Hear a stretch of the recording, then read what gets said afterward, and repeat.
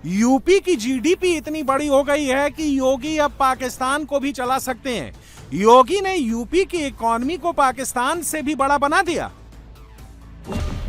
25 करोड़ की आबादी वाले पाकिस्तान की अर्थव्यवस्था 35 लाख करोड़ की है, जबकि इतनी आबादी वाले भारत के उत्तर प्रदेश की कुल अर्थव्यवस्था 36 लाख करोड़ की होने वाली है। लेकिन ऐसा नहीं है कि यूपी की इकॉनमी रातों रात पाकिस्तान से आगे निकल गई या 2017 से पहले इसमें बहुत तेजी थी, बल्कि ये योगी की 9 साल की मेहनत का नतीजा है।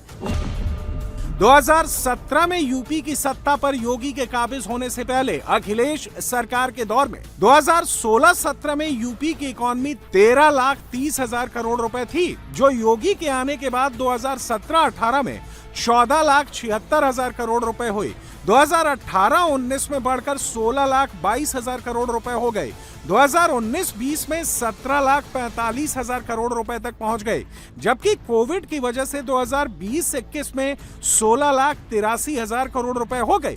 लेकिन 2021-22 में तेजी से ग्रोथ हुई और ये 20,28,000 करोड़ रुपए हो गई। 2022-23 में 22,96,000 करोड़ रुपए तक पहुंच गई। 2023-24 में 26,67,000 करोड़ रुपए पहुंची। 2024-25 में 30,25,000 करोड़ रुपए और अखिलेश के दौर के मुकाबले करीब 3 गुना बढ़कर 2025-26 में 36 लाख करोड़ तक पहुंच गए। जब योगी ने सबसे बड़ा बजट पेश किया तो सपा प्रमुख अखिलेश के लिए बजट की कमियां ढूंढनी मुश्किल हो गई।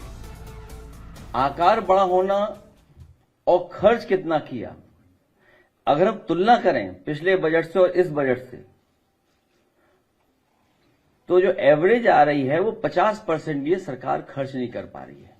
तो ये तो सरकार का खुद ही फेलियर है, गवर्नेंस का फेलियर है कि अगर हम बजट का आकार इतना बड़ा बना रहे हैं और जब खर्च करने की बात आए तो खर्च किसी विभाग में हम नहीं कर पा रहे हैं।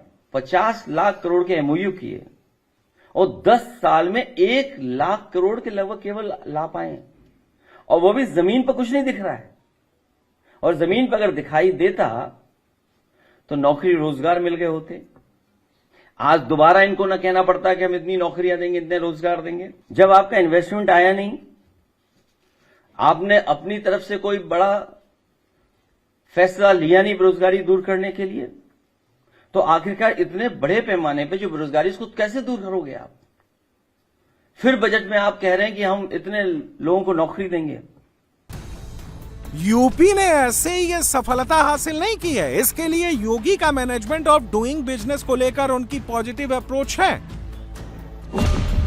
UP ease of doing business ranking में 2017 से पहले 13वें और 14वें नंबर पर था, लेकिन योगी के दौर में दूसरे नंबर पर है।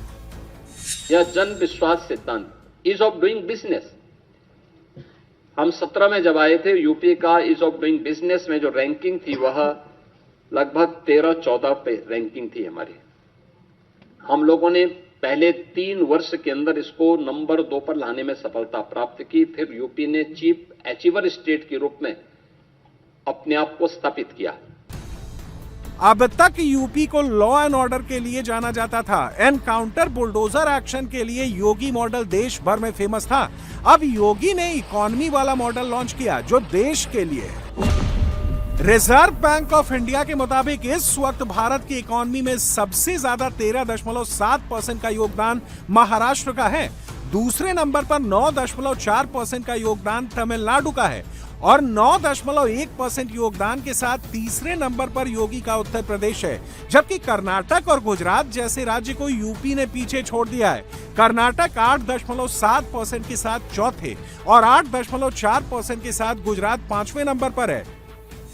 अपनी अर्थव्यवस्था को मजबूत किया है, उसके बल पर उत्तर प्रदेश आज देश की टॉप 3 इकोनॉमी में एक है। देश की जो टॉप 3 इकोनॉमी है उनमें से उत्तर प्रदेश की एक है। हम लोगों ने उत्तर प्रदेश जैसे राज्य को, हमने देखा होगा कि उत्तर प्रदेश में अब अनएम्प्लॉयमेंट जो रेट है इसको हम 2.24% तक के नीचे लेके आने में सफल हुए हैं। यह स्थिति 2017 के पहले यह लगभग 17 से 19% तक था। आज इसको हम नीचे करने में सफल हुए हैं। यूपी की तकदीर तस्वीर कैसे बदली, योगी ने आज इसे खुद बताया। हमें सफलता तब मिली है जब प्रदेश के अंदर उस प्रकार के वातावरण को बनाने में हमें सफलता प्राप्त हुई। खासतौर पर उसके लिए प्रयास किए गए रूल ऑफ लॉ, यही रियल ग्रोथ है, यही उसकी गारंटी है। यानी rule of law real growth की गारंटी है। हर व्यक्ति सुरक्षा की गारंटी चाहता है और वह गारंटी आज यूपी दे रहा है। सुरक्षा है, स्मार्ट पुलिसिंग है और त्वरित न्याय व्यवस्था। यह